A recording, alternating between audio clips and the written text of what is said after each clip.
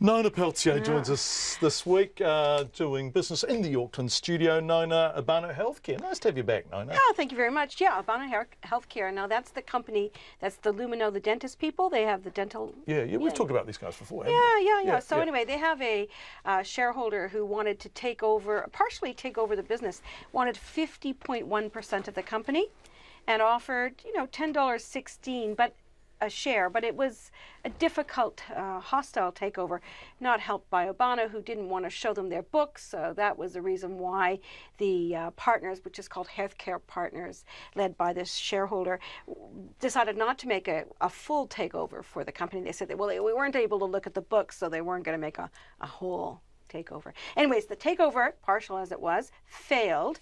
Abano goes, we're sick of that, so thank you very much. Goodbye. Now we're going back to our business as usual. So I think they're quite happy with that. But it's left them with a lot of costs, which they're going to be going after. Yes, that was a pretty nasty... Yeah, I think it's, $377,000 left over of costs.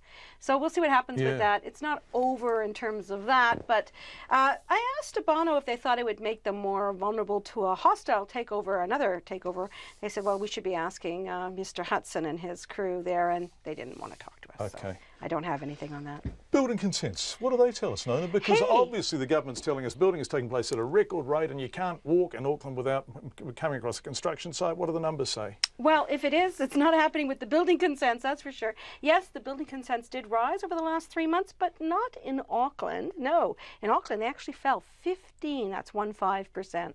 So why, you might ask? Why, Nona? Well, I was speaking with an economist from Infometrics who's been looking at this, and they were surprised by the numbers too.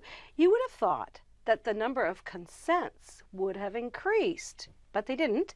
They're down 15%, and the reasons behind that are the LVR, so it's those loan-to-value restrictions which the banks have.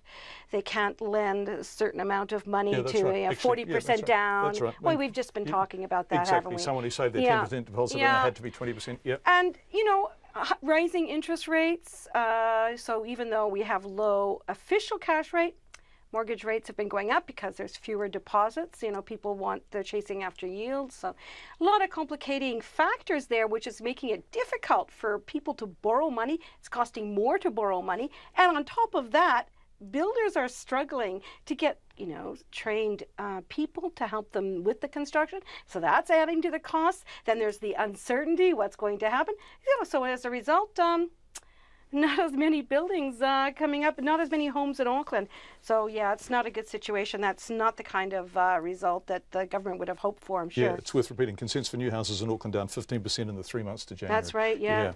What did the markets do, Nona? Okay, now interesting, our dollar fell a little bit. Now, the reason why, no one knows. It just did. No explanation there. Anyway, the U.S. dollar was mixed after the chair of the U.S. Federal Reserve came out over the weekend.